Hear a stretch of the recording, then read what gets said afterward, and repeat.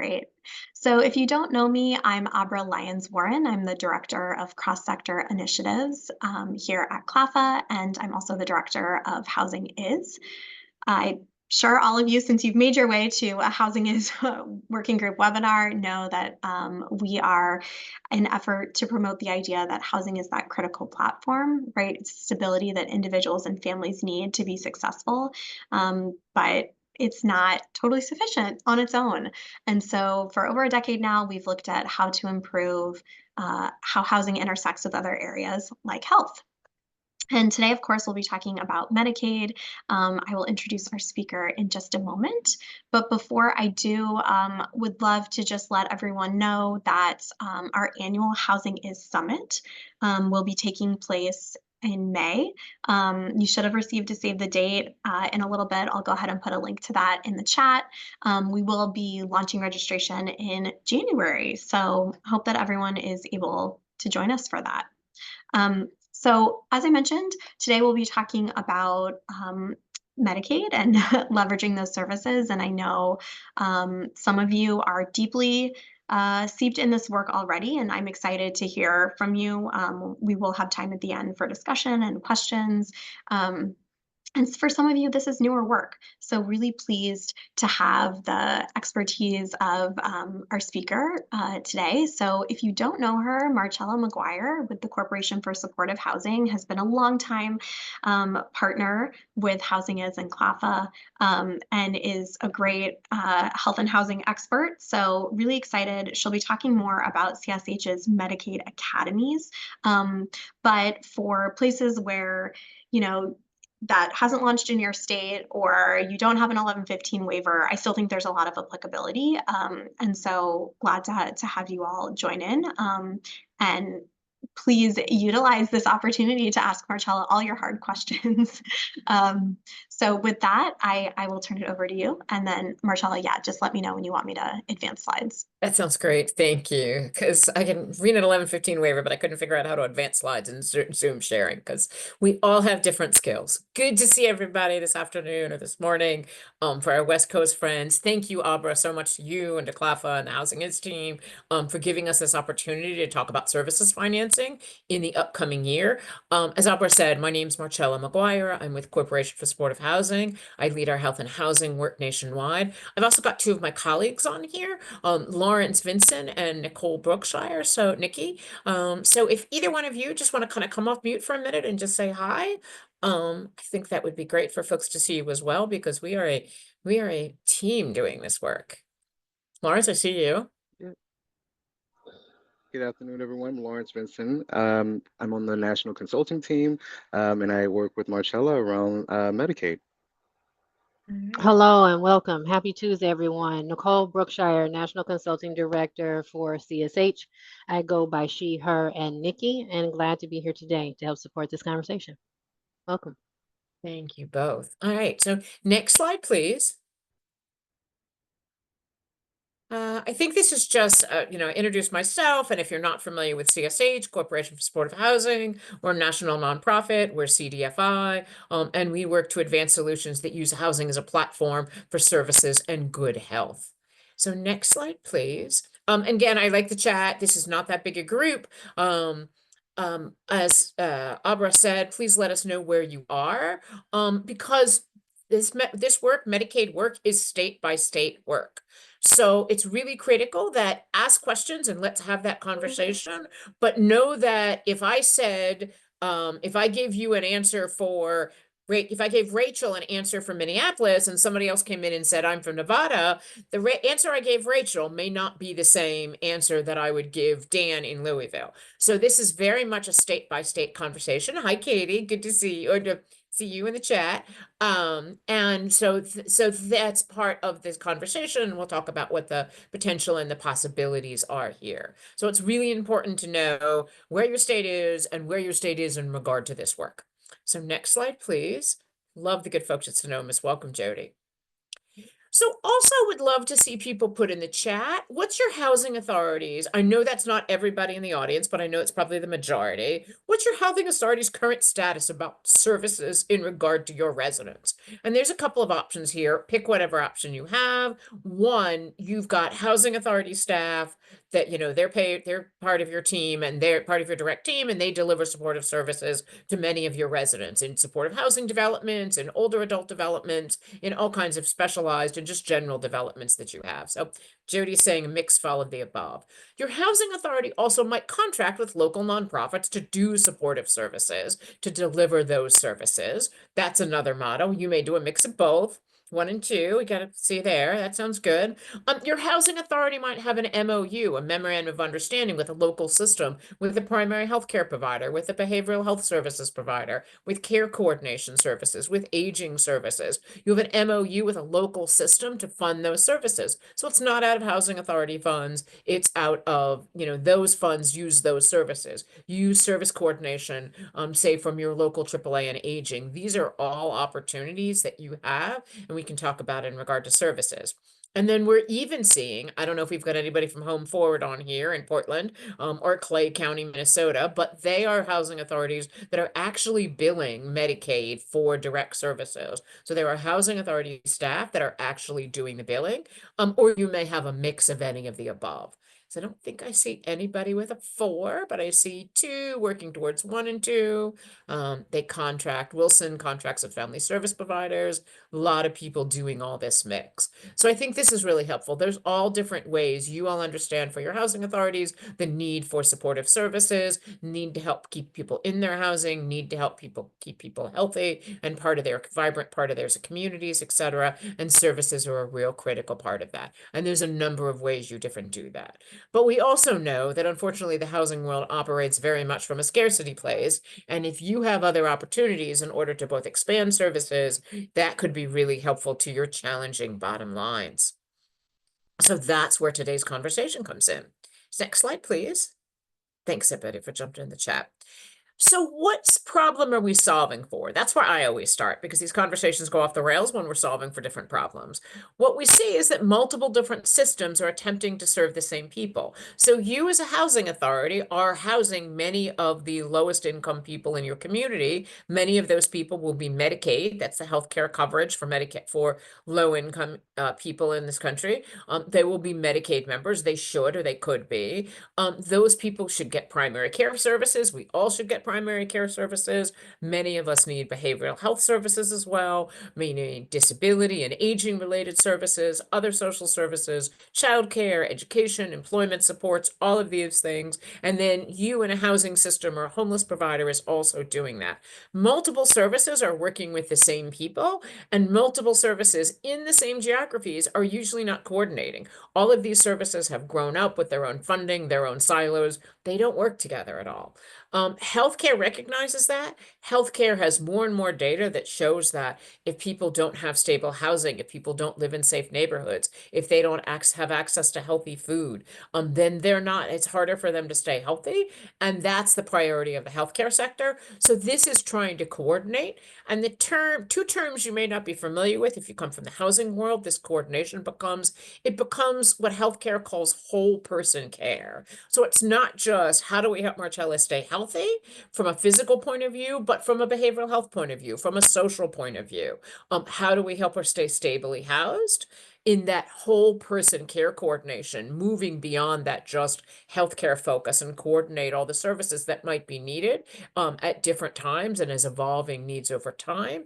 And then the second piece of it, I would say, is that also the health world recognizes that we're in a terrible affordable housing crisis, and that there are many people that they are trying to serve, but they can't serve them effectively because they can't access affordable housing. And so I like to say that the healthcare world is starting to feel the pain that the affordable housing world has felt for decades and is trying to come up with solutions here. So really critical opportunities here. So the problem we're solving for is multiple systems attempting to serve the same people and needing better care coordination, better whole person care coordination to improve the member experience. Next slide, please. This is just, this is a slide. I think Abra's going to share the slides. This is a great one to sort of say the healthcare world is also realizing, hey, about 20% of the work we do is in clinical care. I'm sorry, about 20% of the determinants of what makes a person healthy has to do with the clinical care they can access. And yet, hey, look, it's about 98% of our expenditures, et cetera. So there is focus in the health world in trying to get into some of those other physical environments, social and economic factors, and health behaviors. Physical environment and social and health economic factors are where you as housing authorities absolutely excel. You're managing physical plant and physical environments. You're creating social factors and economic factors. You're giving them affordable housing. That gives people opportunities to thrive in our communities. You're building this engagement here. So health is saying, we better start looking at that. We better start partnering. We better start engaging. We better start influencing and implement, because our ability to make, to help people stay healthier, to get healthy and stay healthy is really only in that 20% right now. So health is really expanding into those other groups there. Next slide, please.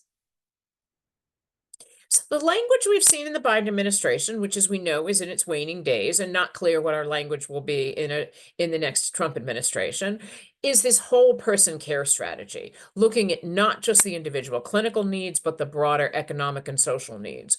And they're making two different distinctions here. They make a distinction between what they call social determinants or social drivers of health. That's usually a systemic intervention. How do I impact a community? Do I put in bike lanes? Do I put in healthy food opportunities, places, healthy supermarkets with healthy food opportunities? Do I put in more garden space and green space? That helps people stay healthier, et cetera. All these different built environment things, again, things that you all have been thinking about as a long time, but the systemic level determinant phrase is social determinants of health.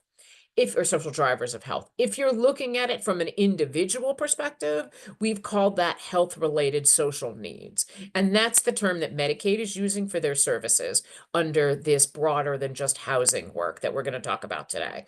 And health-related social needs, it should be said, is that the real first health-related social needs waiver, looking at housing, looking at food, looking at interpersonal violence, looking at transportation, was North Carolina's approved by the Trump administration in 2017 waiver.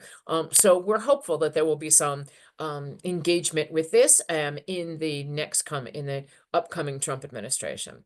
So next slide, please. So just a little bit of the lingo, what social drivers words. As somebody from Corporation Supportive Housing, I'd be remiss if I didn't use this slide. Many of you are operating permanent supportive housing programs, and we've always focused on Medicaid because we see Medicaid as the key resource that can pay for supportive housing services. As housing authorities, you manage capital budgets, you manage operating budgets, but your services budgets, if they exist at all these days, are small and often getting smaller. So we wanted to talk to you today about where the opportunities exist to use Medicaid to cover those supportive housing services. Next slide, please. All right, so as I said, if Medicaid program, therefore it's a state-by-state program. There's a real mismatch between the fact that you all operate at a local level, most of your funding comes straight from the federal, straight from HUD. There's some state intervention, but you may not be that engaged at the state level. Medicaid is absolutely foundationally engaged at the state level. And the question becomes, who's covering what we call housing-related services, services that help people get into housing, services that help people stay into housing. Right now, you're covering those services for your residents and your housing authority, but what we're seeing here is that increasingly we're up to 20, by our calculations, 27 states have been approved for what we call housing-related services. And you see all these states here. If states that are in purple are covered, blue and green states have either been approved or they're negotiating their waivers. They haven't been implemented yet. Purple means it's been implemented. Other states we know are planning waivers. So there's a lot of opportunity we see in this space. So again, Aubrey's going to share the slide. CSH tracks a regular policy brief on this question that answers what's my state cover? Is my state covering this? What's my state covering, and for whom? It may be exclusively, if I'm in Florida, it's in certain regions only. If I'm in Pennsylvania right now, it's only for people with intellectual disabilities. In other places, it's only for people with behavioral health related issues. Michigan, I call out Michigan there. In other states, it's much broader, Minnesota, New York, California, lots of other states. So very critical questions. The policy brief that we have covers all of those. This is broadly, does my state Medicaid program cover housing related services? So next slide, please. So you've heard me use the term health related social needs. This is basically the same map with some red stars on it. If your state has a red star, it means your state has a health-related social needs waiver. Maybe you're Illinois and that waiver was approved July 1st and you're still planning. You haven't hit what in Medicaid is called the go-live date, meaning the state is actually allowing you to bill for those services. Maybe you're Arizona and your go-live date was October 1st of this year, or Oregon and your go-live date was November 1st of this year. But what this means is that your state Medicaid office has a focus on not just housing related services, but often nutrition, pantry stocking, healthy foods, cooking equipment. Oregon has a focus on climate, helping people get air filters and air conditioners and things that we know that are needed for them to stay healthy. There's a lot of flexibility in New York social care networks. Many of you may be involved in that process as well. But if your state has a star on it, then your state has an approved health-related social needs waiver, and our tracking materials can help you find out exactly what services are covered.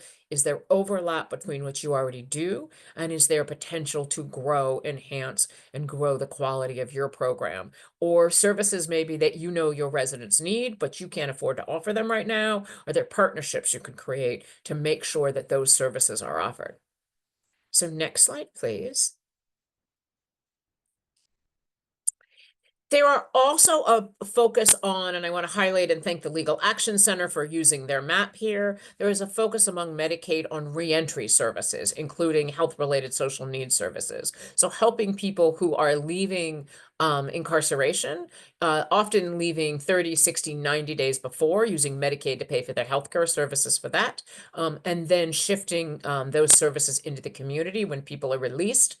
Medicaid has something called the inmate exclusion policy. Normally your Medicaid's turned off when you're incarcerated. You have to do something when you are released, but there are exciting opportunities now happening.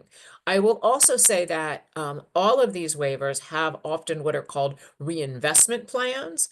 The state has to both quantify, now that they're bringing down the federal money for the waiver, is there any state money that we're saving, et cetera. States are being required to quantify that, and then they're being required to reinvest that money back into some kind of programming that supports the health of the population. In the case of reentry waivers, it's the reentry population we'd want to improve their health for. So there may be opportunities there for financing and but this is a state level conversation that you maybe want to look into and be a part of. But this is your map of, is my state doing a reentry waiver? Do we have an approved waiver? Are we in the process of it? Where are we in that process? And I just want to thank the folks at Legal Action Center for their really wonderful map here. So next slide, please. So you're also probably thinking, yes, but this was all Biden administration places. What's going to happen because of the change of administration? Well, that's a really good question. Here's what we can tell you right now. 29 states have requested Medicaid coverage of housing-related services. Kentucky and Wisconsin are the two that aren't approved yet. 7 states have approved health-related social needs waivers, and they don't really need any federal involvement right now. Their plans, what in Medicaid speak is called their special terms and conditions, are approved. You know, they've got what they need. They just have to go implement the waiver, and believe me, they are deep in it. So you see 7 states there that have approved health-related social needs waivers. And all of the federal documents. So we really think they can move forward in the new administration. Not certain, but possible, likely. We have another 11 states where either waiver's been approved, but the follow-up documentation isn't complete. They still need some approvals from CMS in order to get going, or they even don't have their waiver approved. But we're hopeful that many of these can be finalized before the changeover in administration, and you see a list of those 11 states. They range from Illinois, as I said, which their health-related social needs waiver was approved in July, to Colorado. I think they submitted in August. I'm hearing others that are submitting, in the last month or so. We'll see what gets approved between now and then, but I'm expecting a lot of these things to get approved. And at that point, once your waiver's approved, your special terms and conditions approved, most of the work, not all, but most of the work is with the states. It's the state work to implement the waiver and find the partners they need in order to do this work. So we would be hopeful that those would continue to move forward, and not until 2-3 years minimum down the road would there need to be significant CMS involvement. Not certain, very uncertain times we're moving into, but that's what precedent would suggest. So next slide, please. And then same questions in regard to the reentry waivers. 2 states, Arizona and California, they've got approved, all their paperwork's done, the ink's dry, they're just moving forward. We've got 8 states with approved waivers, but they still need CMS approval for other key materials. And then we've got 10 states that have requested such waivers. Again, we might see some of them approved or completed before the changeover in administration. So again, the question becomes for our audience here is, what's happening in my state? Where is my state in the process? Happy to have that conversation, either in the discussion later on, as much as we're aware of, and or later on. So next slide, please. So what is different about this? As we get into this new Medicaid space, what's different? I gave you one difference. You're used to funding, you're paying a lot of attention to the federal housing and urban development at the federal level. You're watching that really closely. You may or may not do a lot of close policy watching of what happens at your state level. And yet Medicaid, most of the critical decisions happen at the states. So states are really your critical partners. I'm excited to see Sandra Wilkness from NASHB on here. They are the experts in engaging with the states and state health offices. So that's a really great opportunity there to engage with them. What are some other ways that this is different from the housing sector world and how you're used to operating services programs? So next slide, please. So one, if you're used to grant funding, you're used to what we call a prospective payment system. You write the proposal, you write the grant, you get paid, you do the services, you write the report. You get paid, you do the work in that order. The medicated world administratively, one, it's much more complicated. You go from 4 steps here to a 6-step process over here. And this is average. This is what most states are like. And then you have, but you will also see that that get paid is your bottom line. So this creates a challenge for cash flow for agencies that are used to a grant-funded process. Medicaid is what we call a retrospective payment system. You do a great deal of administrative work, you do the direct service, you do more administrative work to submit claims, and then you get paid. So while Medicaid is an entitlement, right now it grows as the need grows. Grants, you have to turn people away. You get a grant to serve 10 people. You serve 10, you sneak in 11, maybe you tried 12, but you really at a certain point have to stop, or you really don't have the model and the services that you're offering. Then the second piece I would say is that for Medicaid, it grows. More people come, they meet the qualifications, they go through the Medicaid access process, whatever that looks like in your state, and then they can grow the service. So pluses here, minuses here, just be aware of the challenges, the changes, and particularly the cash flow issue for agencies. So next slide, please. How else is the Medicaid world different to you? Well, Medicaid pays retrospectively. It also pays in a variety of different, what they call payment mechanisms. The state may make a choice that they're going to pay on 15-minute increments. Every 15 minutes, a direct service person spends with an approved participant engaging in services that are approved by the Medicaid program, meet the service definitions, you get paid for that 15-minute increments. You might get a per diem payment. The state might set up, or managed care might set up a per diem process. If you do A, B, and C with a person on a day, you pay for that. You bill for that day, you get paid a per diem rate. or you may have what's called a per member per month or PMPM rate. Again, person has to receive the services, a certain threshold assigned by the state or managed care that says if you do, again, A, B, and C in this month and you document it, you can submit a claim for that month, you'll get paid a lump sum payment for that month. All these require documentations at the MCOs. Oh, I stole this slide from New Jersey. That's a New Jersey acronym, DMHAS, but it's whatever your state Medicaid office is that they can review. Documentation is required that they can review to make sure that no fraud and abuse is occurring. Next slide, please. So also this takes time, and we're finding it's about an 18-month process for any community organization, whether it's a housing authority or any of your service providers, to go from, you know what, we're going to work towards building Medicaid to you have a financially sustainable program. And CSH has found a framework of a general 3-step process that includes planning, looking at workflows, looking at your data systems, early implementations, you're submitting claims, you're submitting invoices, you're doing the best you can, you're making mistakes, you get them fixed, and then you learn from that process, and then by 18 months or so, we find a fully sustainable program. So that's important. We also are seeing that a lot of states with the health-related social needs waivers have a variety of different capacity building grants, provider readiness grants that are being released. This is again from my current New Jersey example. Their provider readiness grants are coming out right now, and this is some of the process that they're going through. It's important to know that even when Medicaid says the waiver is approved, Arizona's waiver was approved October of 22, and their go live date was November of 24. I will give another example. Oregon's was approved late September, end of September of 22. Their go live date for housing services was just November 1st of 24. So this is a process that takes time, but it can be really helpful if you've got the capacity to be part of the state conversations.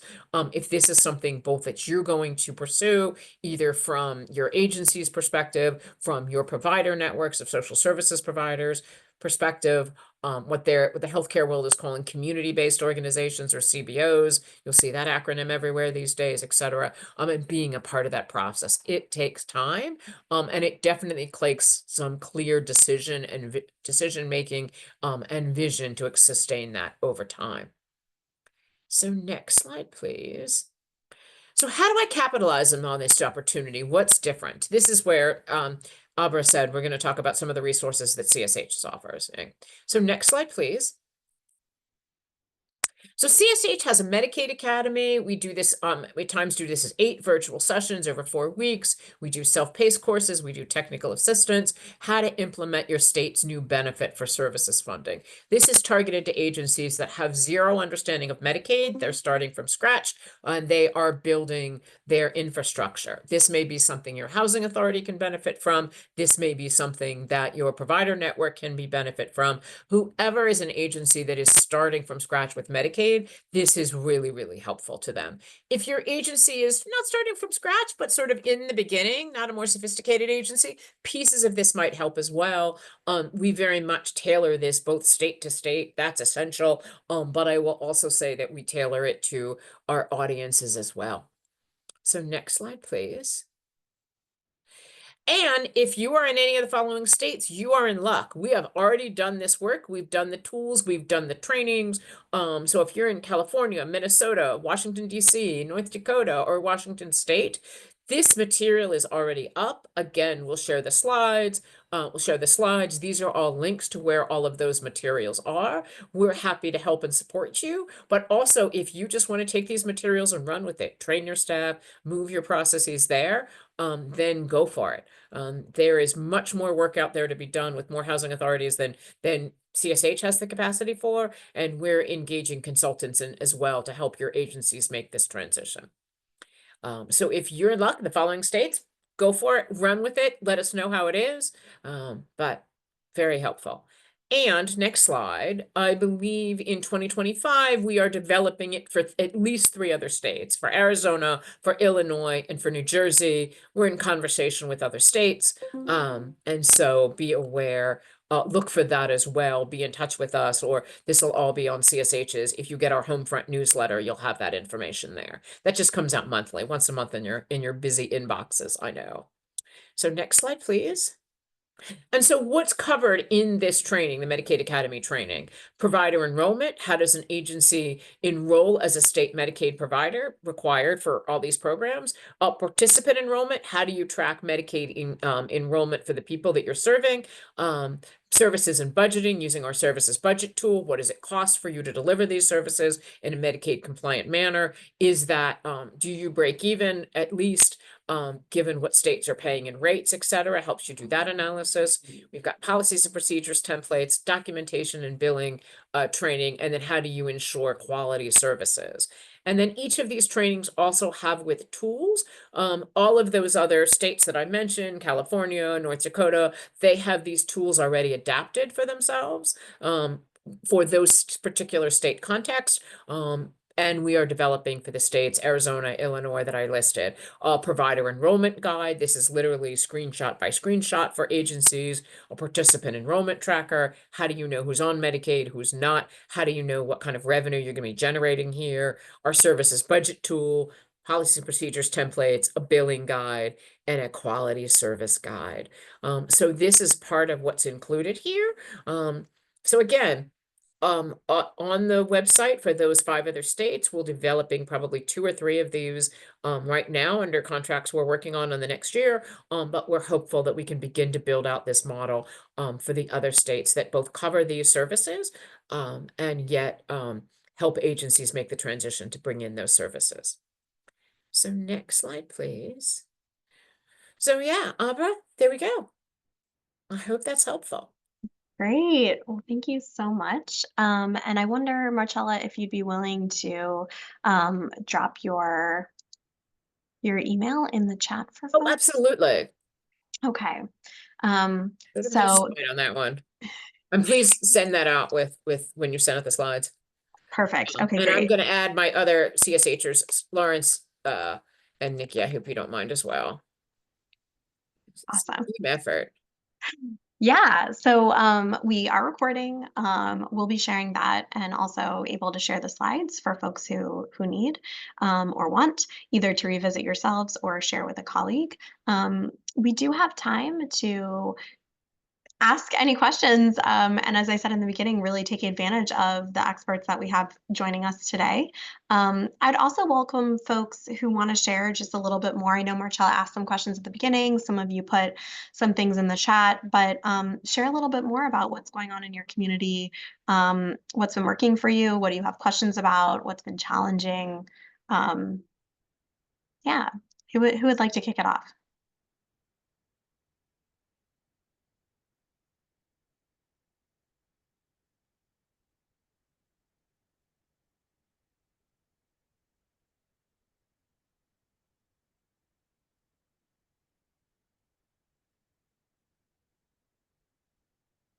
I mean, not to put folks on the spot, but I know that there are some people on who presented on some of this work at last year's summit. So that might be a nice place to start.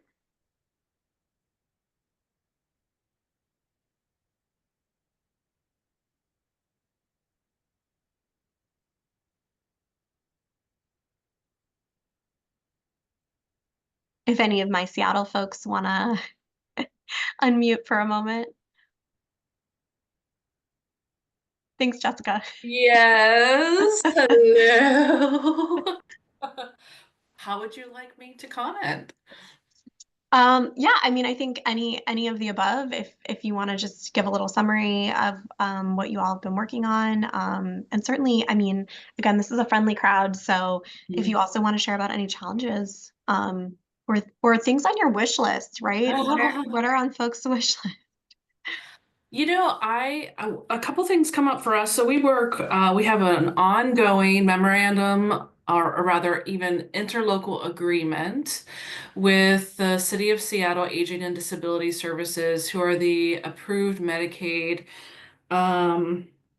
staff, I guess we'll say care coordinators in the area agency on aging. So they're the AAA staff that have been working with Seattle Housing Authority for almost 30 years in this capacity, and they provide care coordination for older adults who are living in Seattle Housing Authority, who are need to be assessed for financial and other eligibility for long-term services and supports from the state, to avoid going into other institutions and to stay in their housing.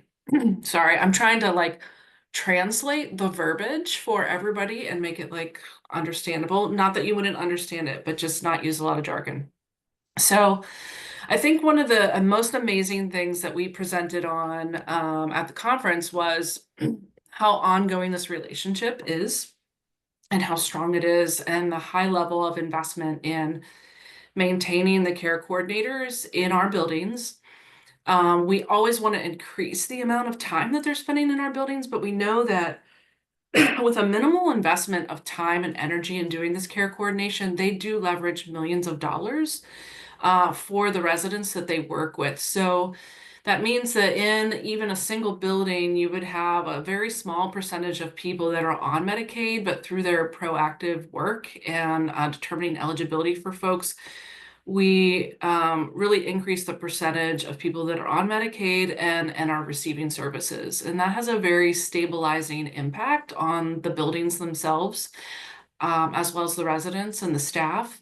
There's a constant flow of really referrals to them and then among our other social service partners as a result of that relationship. So that's pretty amazing. I think the challenge is that a lot of the funding independent of Medicaid, so out of the local government funding for their services has been reduced. It's often been part of the city's general fund for some of their operating. And so it means that, we need to negotiate about matching funds and other funds that go into that contract. So when they're underfunded by other folks, it does put pressure on the housing authority to invest more. And, we will prefer to see our other local partners, be able to fund more for them. But a lot of those staff have worked in other social service agencies and know our residents and incoming residents really, really well, and the systems that they're facing and the challenges that they're facing in their care. So they, while they're working in this capacity, they're just really seasoned experts in care coordination. So that has been amazing. I think that's people could ask questions. Sorry, I was like dealing with some technical things earlier. I hope I answered your question. Yeah, thanks for sharing. And Marcella, I don't know if you have any reactions or responses to that. No, I think that's great. I've seen people present on the Just Got in Your Partnership before, and it's really wonderful. I do want to highlight that there are many different sources of funding for services, for supportive services. I've just highlighted the one that's an entitlement service, which is the Medicaid program. Jessica's just highlighted another one. There's the local funding, but there's also Federal Older Americans Act funding that funds the area agencies on aging, or as Jessica said, they're commonly called the AAAs. And so those are other critical partners. I will say that the AAAs, the Aging and Disability Resource Centers, or ADRCs, the Centers for Independent Living, these are all local entities that are funded by the Federal Administration for Community Living. Very under-resourced. So, there's a moment of, a moment of connection there, because housing authorities certainly understand what it's like to be under-resourced, given that, given the mission. And so I think there's partnership possibilities there. But it's a different source. But please, anything you can get for your, support services for your residents, that's really wonderful. Hey, I just want to chime in. I see that there is a comment by Andrea in the chat. So want to just lift that up to see if we might be able to help support offering some examples. But her question was, how are the states and PHAs, housers, you most housers you work most deeply with approaching building infrastructure for the emerging and relatively new funding source when there could be a significant percentage of residents that who may not be Medicaid recipients. So is there a balance, or is there a plan that helps, I guess, offer that best forecast? And so what comes to mind to me is that service budget tool, but just want to lean in for thoughts of you, Marcella and or Lawrence, on kind of how we've tackled that in our Medicaid academies for partners to kind of explore the right balance. So two critical pieces I'll highlight. One is that health-related social needs waivers, if your state has one of those, your state likely has some kind of capacity building funds in order to help agencies that don't have Medicaid infrastructure there. So let's have a conversation about, does your state have those funds? Are they using them? How they're using them? Be aware that this is very focused on Medicaid recipients only. We certainly recognize that housing authorities are serving many people who are not Medicaid recipients. But I also imagine you may be serving a significant number of people, especially in the older population, of people who are who maybe are Medicaid eligible, but they are not Medicaid enrolled. And anything you can do to help them get Medicaid enrolled. Jessica, I heard your example of the care coordinators from the AAAs working with people, because a lot of people, especially when they become Medicare eligible, they think, oh, I've got health insurance, I've got Medicare. And they don't realize there's a lot that Medicare doesn't cover that Medicaid does. So it's good to make sure they've got both. So that distinction between making sure that people are enrolled for all the benefits they're eligible for is a critical one. But everything I'm talking about here is just for Medicaid enrolled recipients. And to raise the need for services for other populations would be more of a conversation with the state health office. And they would probably start with Medicaid. They would want to see that you've done everything you could do in order to get all the Medicaid recipients enrolled on services billing there. And then for the people you're still leaving out, think about how to strategically address those needs. Andrea, is that helpful? Amber, what do you think? Yeah, feel free to unmute if you'd like, Andrea. Also, yes, thank you, Marcella. That was a great point. We have a lot of dual eligible residents across all of the PHA properties and populations. So I think exactly what Marcella was just saying. I know it can be very difficult. This, I think, is a time where if your PHA doesn't have, and this is not for NYCHA specifically, but for anybody, if your PHA doesn't have sort of the staff capacity to be working to help people find out about their eligibility and then help them enroll, great to partner with local or national agencies that would be focused primarily, on that type of effort, because there are many that do that. So I don't know if anybody. One more just to highlight. Yeah. Who can help you fund that? Hospitals, generally speaking, want to fund Medicaid enrollment and outreach, et cetera. And health plans often do. Health plans get paid by the number of members they have. So, if they get more members, then there's a likely chance that they will get paid more. So those are two possible local partners you could engage in regard to, could they fund some of your efforts to make sure that your housing authority residents are getting all the public health benefits that they are entitled to. Yeah. Thank you. Those are great ideas. And I was just going to ask if anybody wants to talk about maybe any work or partnerships you've done to help make sure residents are getting enrolled. Some of you may have been involved when the reauthorization, was that 2 years ago, when people were really needing to re-enroll? It's either a year ago or 2 years ago. The redetermination. The redetermination. Thank you. So I don't know if Medicaid anybody has its own term. It's all completely language too. And that was pretty hot about the last 2 years ago. Yeah, a year ago for 2 years. Yeah. So I don't know if anybody wants to talk about any sort of efforts or experiences that you all had in working with residents on that, or with a partner to work with residents.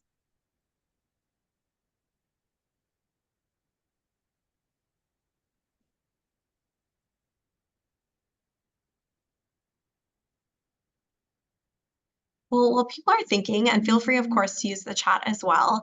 I'm gonna put Marcella in the hot seat for just a moment. We were chatting just very briefly before 2 o'clock, just kind of thinking through sort of what the future might hold. And I think, bottom line is nobody knows, and we will be reactive. But Marcella, I don't know if you want to take a couple of minutes just to kind of share what you think might be sort of top of mind that you're keeping an eye on, at least, even if you can't predict what what may come to be. Yeah. I mean, we're keeping an eye on what, it's still till January 20th, the Biden CMS is able to get out in regard to these are approved waivers, these are approved special terms and conditions, and what states are, get to there's a point in waiver negotiations where, the state and the feds have worked it out and the states now have to go implement it. So if the states at that stage, I think about California, I think about Washington and Oregon, New Jersey, Massachusetts, the states there, there's still dialogue with the feds, but they're they're on the road. If your state doesn't have a waiver approval yet, if they don't have special terms and conditions yet, then you see what gets approved between now and January 20th, and then you think about, what does the context make sense? If this is a really critical function for you, and services are a real challenge for you, particularly to finance the services, and you're in a state that has approved waivers, it's how do we build the network of agencies that are doing this? How do we, and the go live date is either soon or coming up. That's a conversation I think we'd want to have with individual entities.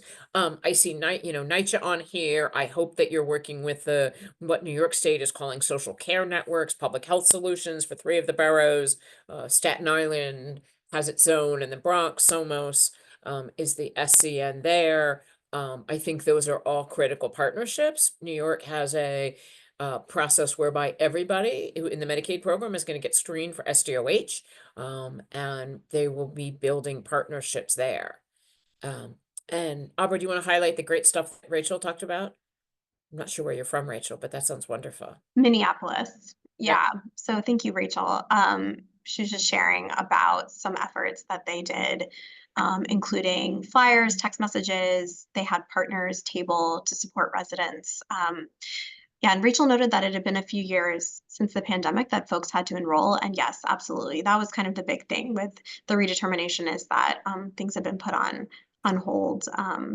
People have to re-enroll generally, on average, at least once a year. Yeah. So redetermined. So while there was a lot of attention to it because of COVID, those 3 or 4 years where you didn't have to re-enroll, everybody's got to re-enroll again every year now. And so what did you learn from there? What partnerships did you build there? How can you make sure that people's, in Medicaid speak, the coverage stays continuous? They don't lose their coverage. Yeah, and I think this is a great time. We talk a lot generally with Housing Is about the important role that housers can play. And as you all know, preaching to the choir here, but as you all know, that annual recertification process for their housing assistance eligibility is a really great time that PHAs have found to have that touch point with residents. So I don't know if there's I'm trying to scan who's on today. I don't know if there's anyone specifically. Please raise your hand or unmute if this is your PHA, but who really utilizes that time to talk about generally things, but also specifically for healthcare. But it can absolutely be a very powerful time. We famously, a former executive director at the Tacoma Housing Authority would talk about how it was just for things that they wanted to promote with residents, just one more piece of paper for folks to sign. And I think even though increasingly more things are virtual, right, it's still a powerful opportunity to communicate with residents.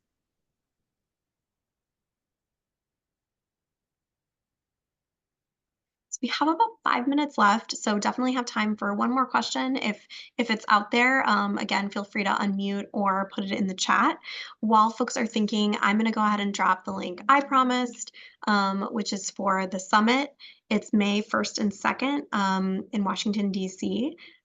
So would love to see folks. We'll be releasing the list of chosen session proposals, likely to the public in January, and hopefully launching registration at the same time. So keep an eye out for that, but we'd love to see all of you there. We'll, as always, have a dedicated health and housing track. So for those of you who have a special interest in that topic area, we will have those sessions for you. Other questions, comments, thoughts? Hi, this is Andrea Mata from New York City. Sorry, I was going to type another question, but I figured I'll just come off mic. Yeah. So, I mean, I think as we are wrapping, so yes, we are, starting to connect to the social care networks in New York State. Of course, everybody's been feverishly working to try to get this New York State waiver live at the start of the year, the social care network part of it live start of the year. I'm kind of curious of the PHAs that have moved the needle in this work the most. Like, is there any that has a particular success story of how they work with their law team and their legal folks who may have been really hesitant at first about concerns of starting to secure more information about health and health insurance coverage, given privacy concerns and enhanced privacy concerns that we're subject to through our federal government oversight? So I couldn't hear, I think, everything, and that it may be my hearing, Andrea. I heard a question in regard to who's really moving the needle in this work. And I would highlight Home Forward in Portland. I would highlight Clay County in Minnesota. Those are the two housing authorities that I'm aware of. Grand Forks Housing Authority in North Dakota has done a lot of exploration, but I don't know that they've actually billed yet. So maybe those are the three that I would highlight as some of our best examples. But what's really critical is that each of those systems have different, each of those states, I should say, have different mechanisms, capacity building, engagement, that some of it's made it easier, some of it's made it harder. Yeah, other states, Yakima, if Yakima's billing, that's exciting. So yes, and then I feel like, Andrea, you had another question and I couldn't quite hear it. I'm so sorry. It was specifically about legal teams and convincing internal legal teams that starting to ask more questions about, medical status or health insurance coverage didn't present, privacy concerns given the extra federal oversight that we have in that area. I mean, so the question you're really asking is, are we covered by HIPAA? And until you're billing Medicaid, generally speaking, you're not. HIPAA is about electronic transfer of information. So, I mean, I think each legal team, I'm not aware of federal guidance on this, but I think each legal team may say, even if you just gather information on health insurance status, is that considered what in HIPAA is called protected health information? I'd love to hear from the other housing authorities on the call what their, how their legal teams have ruled on it. That's not something I've got detailed information. Yeah. Okay. So I'm seeing Santa Clara said their general counsel had the same question. So typically, yes, please speak up if anybody has had great success. I mean, obviously we do have PHAs who are doing this, so it's not insurmountable. And I would say this is akin to kind of our general data sharing guidance in that we do really try to have offer opportunities for legal counsel at PHAs who have been able to decide to move forward, speak with other PHA legal counsels. So we kind of have that peer-to-peer sort of reassurance. But yeah, it's definitely twofold. It's both the PHA individually deciding, and then of course, if there's anything sort of coming federally. With data sharing, there hasn't been either official sanction nor, sort of you're not allowed to do this. So that I guess is a better place to be than, not being allowed. But I think the same is true kind of around health. We may see changes in this. It's certainly something that CLAFA continues to have conversations with federal agency staff around. But yeah, before we wrap, anybody on want to share quickly?